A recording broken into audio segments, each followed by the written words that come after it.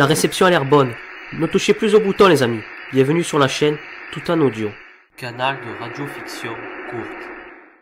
La défense de l'Eurinkou. Poème épique. C'était une marche fort longue, si, tous au bord de l'asphyxie, mais les 60 du grand roi avançaient tous avec foi. Convoi de l'air, char des cieux, l'Eurinkou les suivait eux. Cette relique fut d'électrons, issue de la création. Prés et forêts y passaient. La sainte armée traversait, elle, comparée à un mur, les 61 tous durs. Signe de l'approche de la mort, s'illumina le trésor. L'Eurinkou était cherché, dans la forêt un danger. Ici les bois du Grand Pou, seigneur et chef de partout, mage au pouvoir infini et aux créatures ennemies. Noir sentier sous ses pain, nulle lumière de lune ne vint, terre à l'odeur d'horrible mort, un crâne perçu tout d'abord. Grand roi fut donc averti, aucun ne sort grand d'ici. Que cette personne soit vengée, cria le sire bien-aimé. Soudain, voix basse se fit ouïr.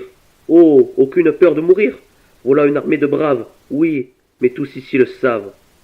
Oh, peuple de l'ombre, bien plus fort, Pou, souverain avec la mort. L'Eurinkou n'est point à vous, ne pouvez donc détenir tout.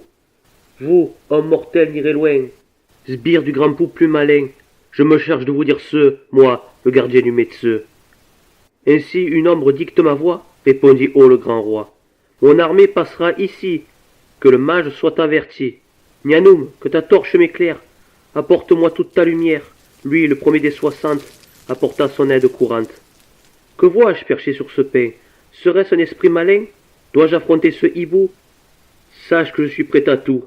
Glaive et Dirks, tous inutiles, faudrait des canons par mille. Oh, ton armée sera défaite, chanta Gardien à tue-tête. Vois-tu ce crâne au grand roi, un homme qui jadis comme toi, voyagea par cette forêt, les tiennes tu pourras pleurer. Homme à la bannière croix bleue, sujet de ce courageux, d'écouter esprit gardien, par là était le chemin. Pour aller défier ces braves, eux, corps durs, bien qu'ils le savent, la mort, elle, pouvait les prendre, oui, mais jamais âmes à vendre. Canon et chars alertés, glaives brandis avec fierté, et chantés sur les vieux contes, belles histoires que l'on raconte. En rang les 61, le pas rythmé pour ce 1, L'Eurinkou. deux bien grands, munis d'un pouvoir géant.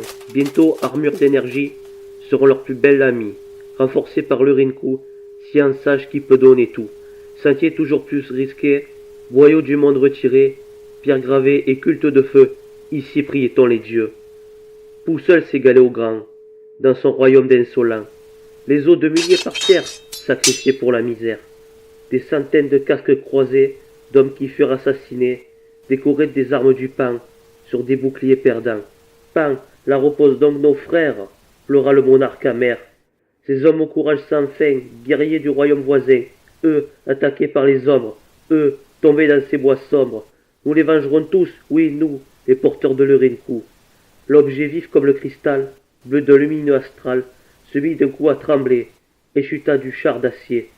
Surprise, silhouette se montra, les deux masses à cornes et l'ombra, puis 2, puis 12, et puis 30, avec artillerie volante. Nianoum ordonna le feu, face à ces forces du médecin, lui, le second du grand roi, un homme à la si grande foi. Glaive et tir des deux armées, si forts mais si dépassés, seul le courage vaut de l'or lorsque vient frapper le sort. Or, courage, chose qui fait loi, chez les 60 et le roi, ainsi se dressa contre Pou la défense de l'Eurinkou. Si la transmission vous a plu, n'hésitez pas à lâcher un petit pouce levé. Et pourquoi pas un commentaire, histoire de donner votre avis.